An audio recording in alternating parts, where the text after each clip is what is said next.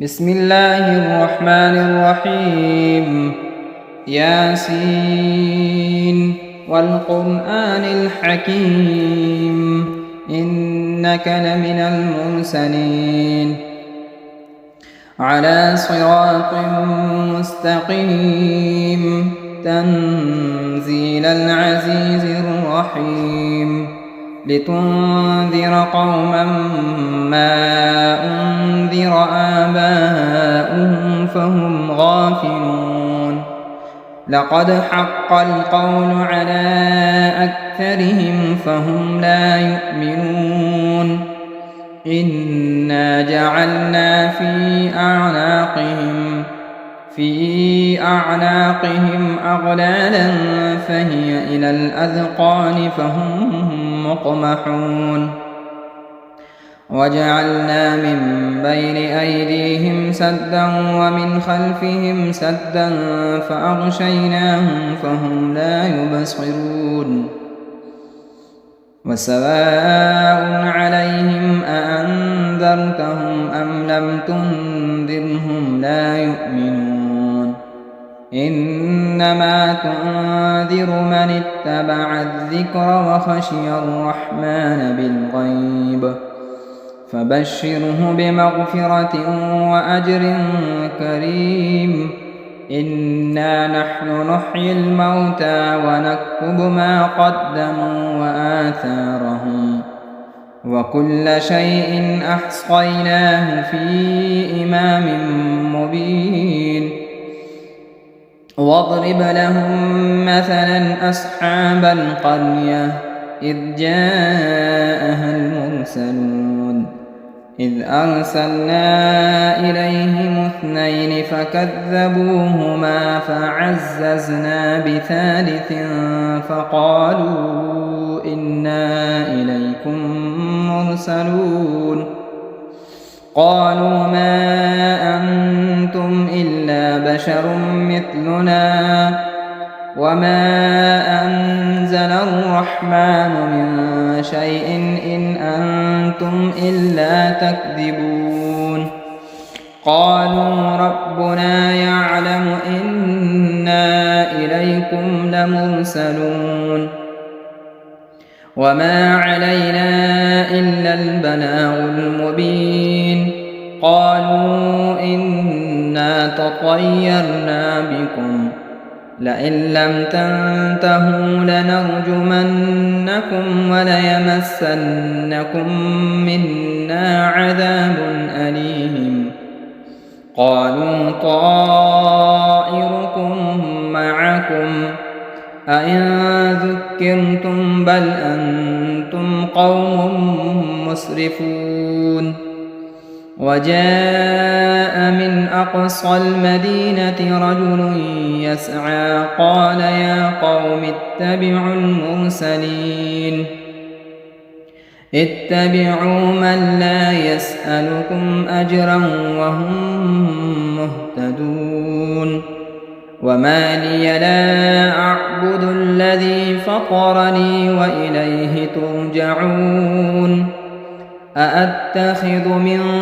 دونه آلهة إن يردني الرحمن بضر لا تغن عني شفاعتهم شيئا ولا ينقذون إني إذا لفي ضلال مبين إني آمنت بربكم فاسمعون قيل ادخل الجنة قال يا ليت قومي يعلمون بما غفر لي ربي وجعلني من المكرمين وما أنزلنا على قومه من بعده من جند من السماء وما كنا منزلين إن كانت إلا صيحة واحدة فإذا هم خامدون يا حسرة على العباد ما يأتيهم من رسول إلا كانوا به يستهزئون ألم يروا كم أهلكنا قبلهم من القرون أنهم إليهم لا يرجعون وإن كل لما جميع لدينا محضرون وآية لهم الأرض الميتة أحييناها وأخرجنا منها حبا فمنه يأكلون وجعلنا فيها جنات من نخيل وأعناب وفجرنا فيها من العيون ليأكلوا من ثمره وما عملته أيديهم أفلا يشكرون سبحان الذي خلق الأزواج كلها مما تنبت الأرض ومن أنفسهم ومما لا يعلمون وآية لهم الليل نسلخ منه النهار فإذا هم مظلمون والشمس تجري لمستقر لها ذلك تقدير العزيز العليم والقمر قدرناه منازل حتى عاد كالعرجون القديم لا الشمس ينبغي لها أن تدرك القمر ولا الليل سابق النهار وكل في فلك يسبحون وآية لهم أنا حملنا ذريتهم في الفلك المشحون وخلقنا لهم من مثله ما يركبون وإن نشأ نغرقهم فلا صريخ لهم ولا هم ينقذون إلا رحمة منا ومتاعا إلى حين وإذا قيل لهم اتقوا ما بين أيديكم وما خلفكم لعلكم ترحمون وما تأتيهم من آية من آيات ربهم إلا كانوا عنها معرضين وإذا قيل لهم أنفقوا مما رزقكم الله قال الذين كفروا للذين آمنوا أنطعم من لو يشاء الله أطعمه إن أنتم إلا في ضلال مبين ويقولون متى هذا الوعد إن كنتم صادقين ما ينظرون إلا صيحة واحدة تأخذهم وهم يخصمون فلا يستطيعون توصية ولا إلى أهلهم يرجعون ونفخ في الصور فإذا هم من الأجداث إلى ربهم ينسلون قالوا يا ويلنا من بعثنا من مرقدنا هذا ما وعد الرحمن وصدق المرسلون إن كانت إلا صيحة واحدة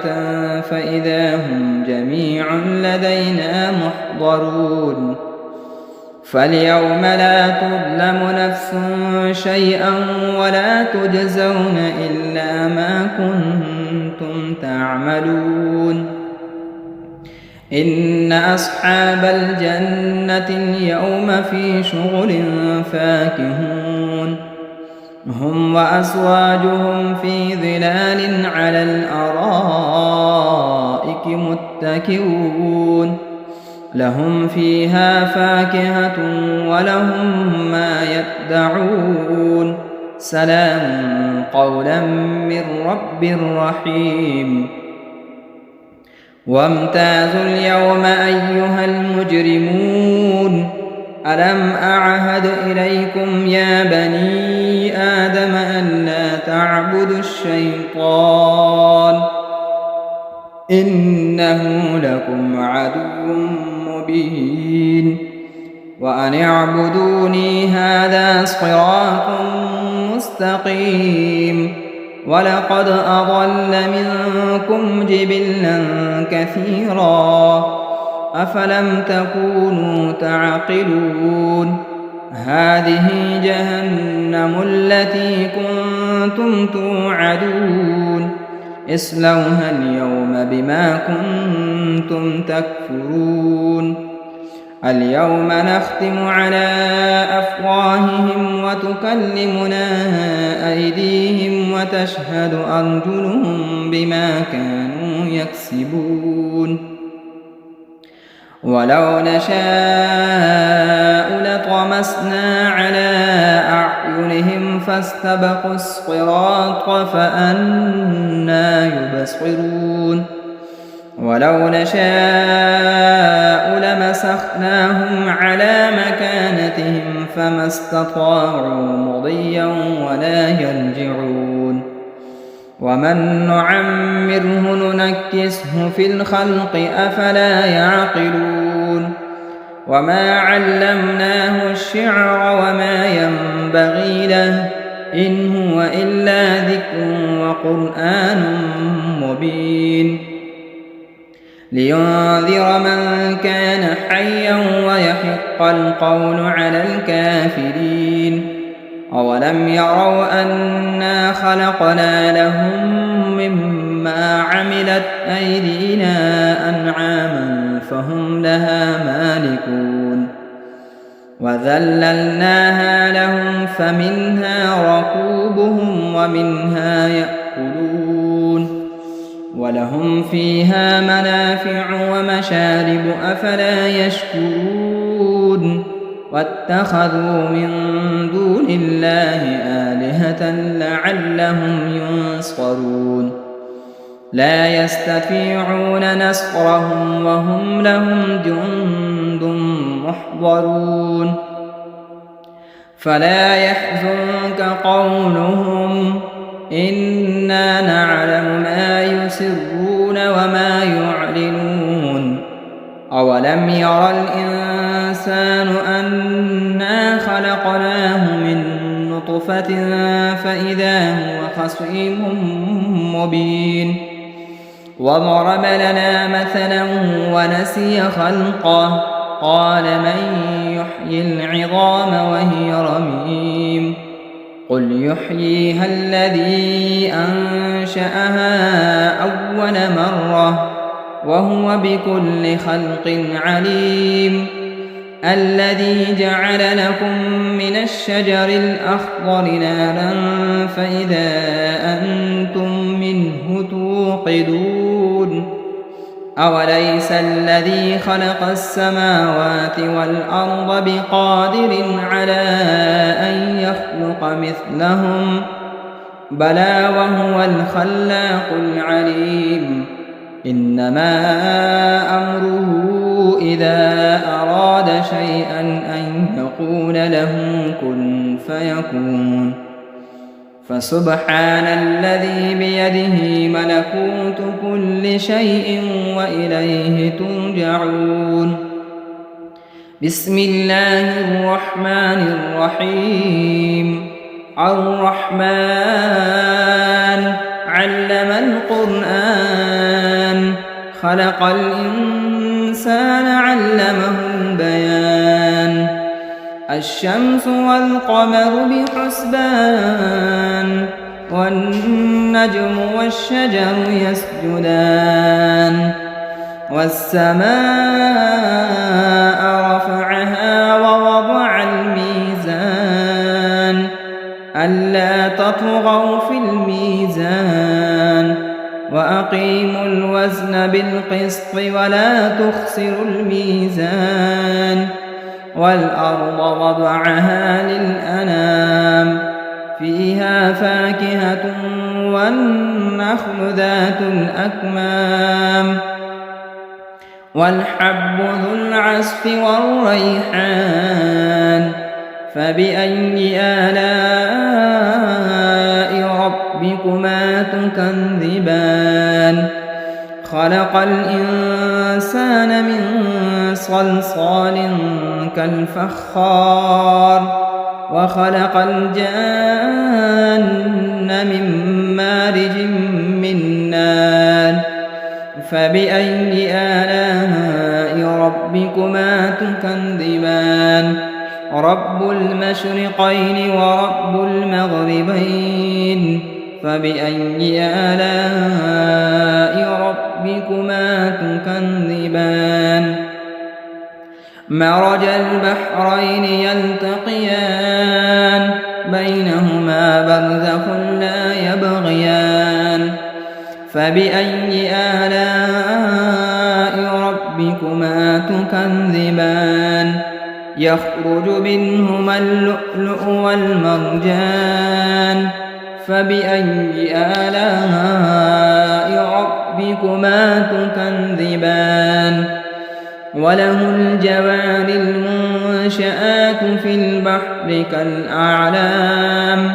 فبأي آلاء ربكما تكذبان كل من عليها فان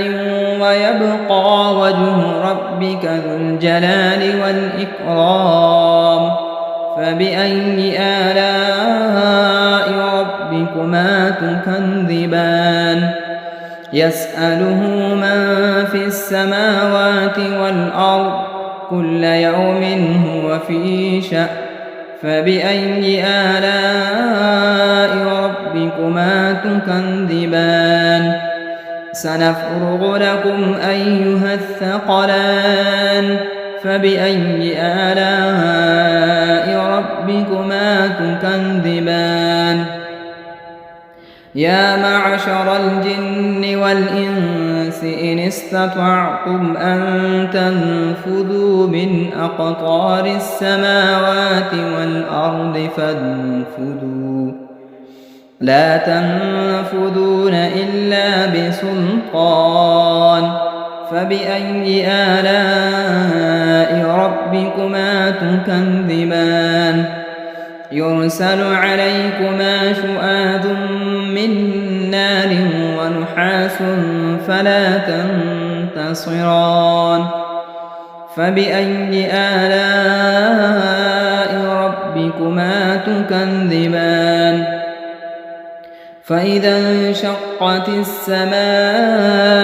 فكانت وردة كالدهان فبأي آلاء ربكما تكذبان فيومئذ لا يسأل عن ذنبه إنس ولا جان فبأي آلاء ربكما تكذبان يعرف المجرمون بسيماهم فيؤخذ بالنواصي والأقدام فبأي آلاء ربكما تكذبان هذه جهنم التي يكذب بها المجرمون يطوفون بينها وبين حميم آن فبأي آلاء ربكما تكذبان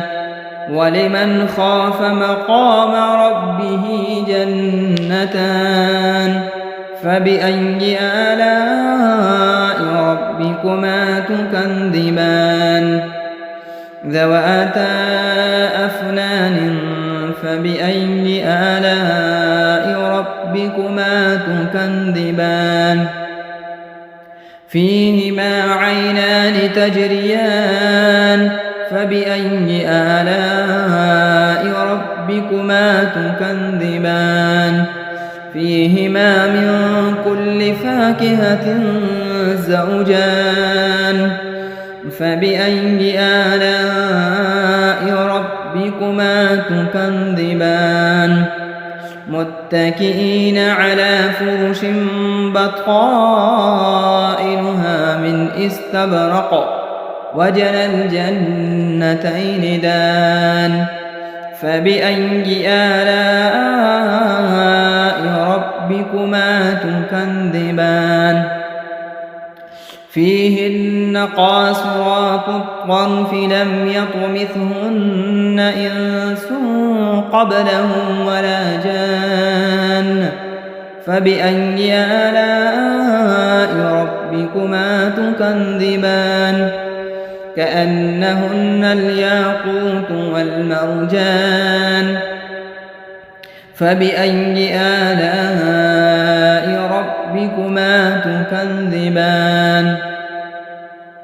هل جزاء الإحسان إلا الإحسان فبأي آلاء ربكما تكذبان ومن دونهما جنتان فبأي آلاء ربكما تكذبان مدهامتان فبأي آلاء ربكما تكذبان فيهما عينان نضاختان فبأي آلاء ربكما تكذبان فيهما فاكهة ونخل ورمان فبأي آلاء ربكما تكذبان فيهن خيرات حسان فبأي آلاء ربكما تكذبان حور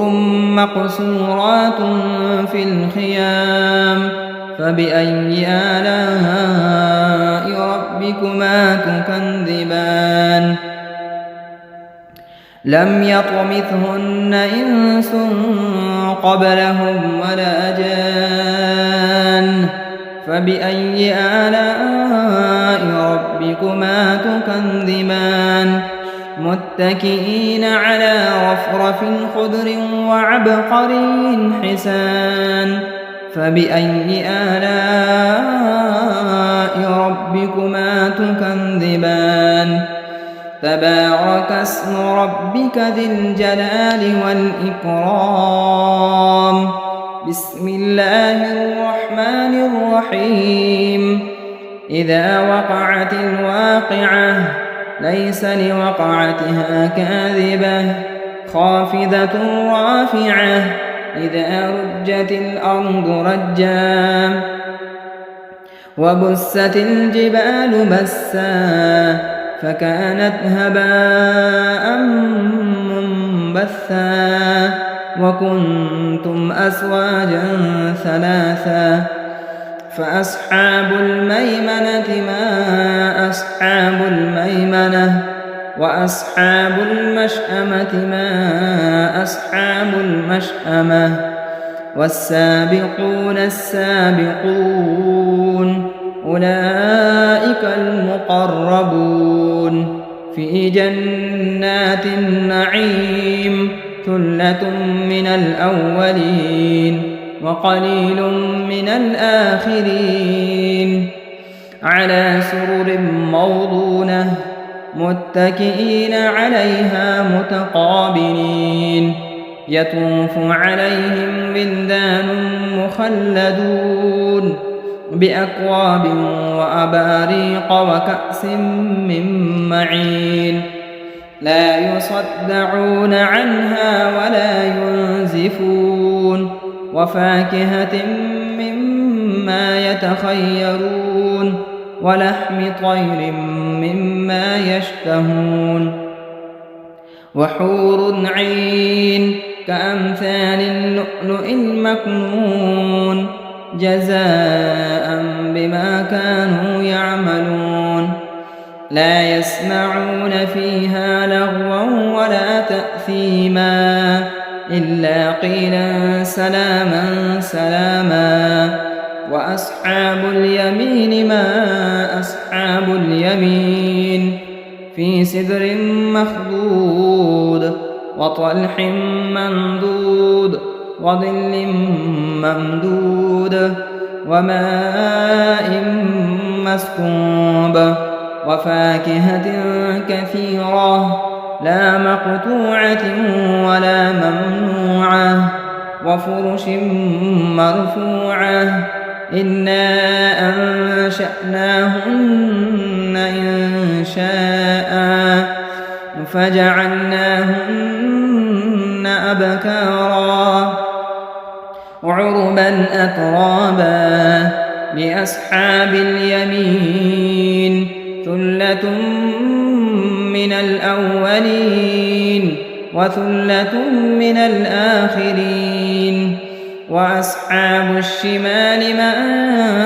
أصحاب الشمال في سموم وحميم وظل من يحموم لا بارد ولا كريم إنهم كانوا قبل ذلك مترفين وكانوا يصرون على الحنث العظيم وكانوا يقولون أئذا متنا وكنا ترابا وعظاما أئنا لمبعوثون أوآباؤنا الأولون قل إن الأولين والآخرين لمجموعون إلى ميقات يوم معلوم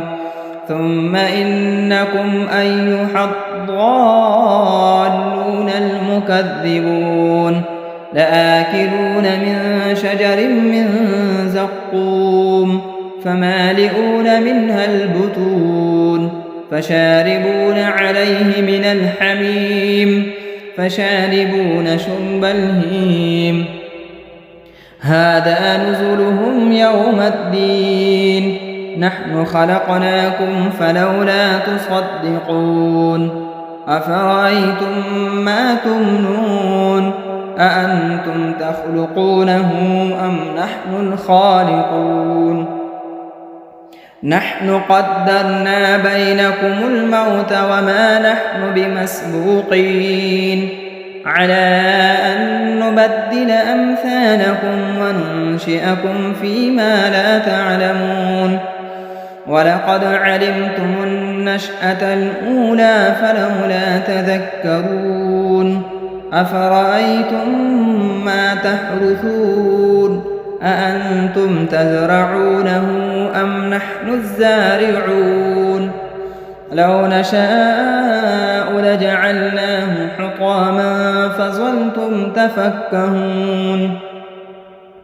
إنا لمغرمون بل نحن محرومون أفرأيتم الماء الذي تشربون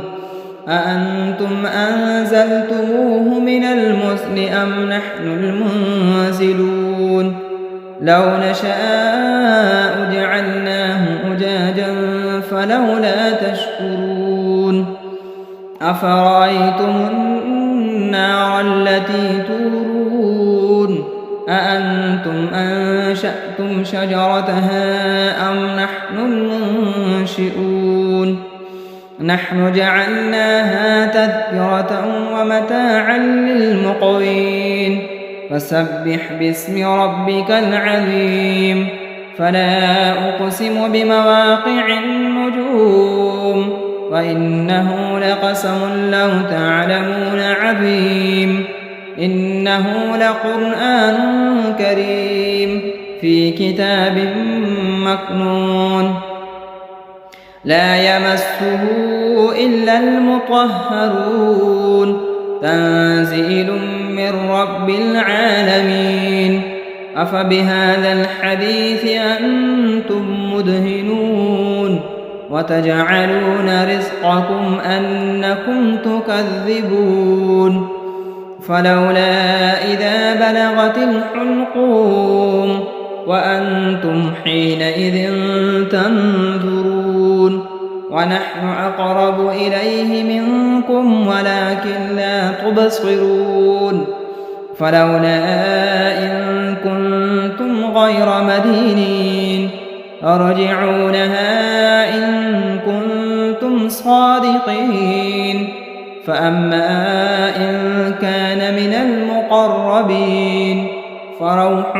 وريحان وجنة نعيم وأما إن كان من أصحاب اليمين فسلام لك من أصحاب اليمين وأما إن كان من المكذبين الضالين فنزل من حميم وتصلية جحيم إن هذا لهو حق اليقين فسبح باسم ربك العظيم بسم الله الرحمن الرحيم تبارك الذي بيده الملك وهو على كل شيء قدير الذي خلق الموت والحياة ليبلوكم أيكم أحسن عملا وهو العزيز الغفور الذي خلق 7 سماوات طباقا ما ترى في خلق الرحمن من تفاوت فارجع البصر هل ترى من فتور ثم ارجع البصر كرتين ينقلب إليك البصر خاسئا وهو حسير ولقد زينا السماء الدنيا بمصابيح وجعلناها رجوما للشياطين وأعتدنا لهم عذاب السعير وللذين كفروا بربهم عذاب جهنم وبئس المصير إذا ألقوا فيها سمعوا لها شهيقا وهي تفور تكاد تميز من الغيظ كلما ألقي فيها فوج سألهم خزنتها ألم يأتكم نذير قالوا بلى قد جاءنا نذير فكذبنا وقلنا ما نزل الله من شيء إن أنتم إلا في ضلال كبير وقالوا لو كنا نسمع أو نعقل ما كنا في أصحاب السعير فاعترفوا بذنبهم فسحقا لأصحاب السعير إن الذين يخشون ربهم بالغيب لهم مغفرة وأجر كبير وأسروا قولكم أو اجهروا به إنه عليم بذات الصدور ألا يعلم من خلق وهو اللطيف الخبير هو الذي جعل لكم الأرض ذلولا فامشوا في مناكبها وكلوا من رزقه وإليه النشور أأمنتم من في السماء أن يخسف بكم الأرض فإذا هي تمور أم أمنتم من في السماء أن يرسل عليكم حاصبا فستعلمون كيف نذير ولقد كذب الذين من قبلهم فكيف كان نكير أولم يروا إلى الطير فوقهم صافات ويقبض ما يمسكهن إلا الرحمن إنه بكل شيء بصير أمن هذا الذي هو جند لكم ينصركم من دون الرحمن إن الكافرون إلا في غرور أمن هذا الذي يرزقكم إن أمسك رزقه بل لجوا في عتو ونفور أفمن يمشي مكبا على وجهه أهدى أمن يمشي سويا على صراط مستقيم قل هو الذي أنشأكم وجعل لكم السمع والأبصار والأفئدة قليلا ما تشكرون قل هو الذي ذرأكم في الأرض وإليه تحشرون ويقولون متى هذا الوعد إن كنتم صادقين قل إنما العلم عند الله وإنما أنا نذير مبين فلما رأوه زلفة سيئت وجوه الذين كفروا وقيل هذا الذي كنتم به تدعون قل أرأيتم إن أهلكني الله ومن معي أو رحمنا فمن يجير الكافرين من عذاب أليم قل هو الرحمن آمنا به وعليه توكلنا فستعلمون من هو في ضلال مبين قل أرأيتم إن أصبح ماؤكم غورا فمن يأتيكم بماء معين صدق الله مولانا العظيم.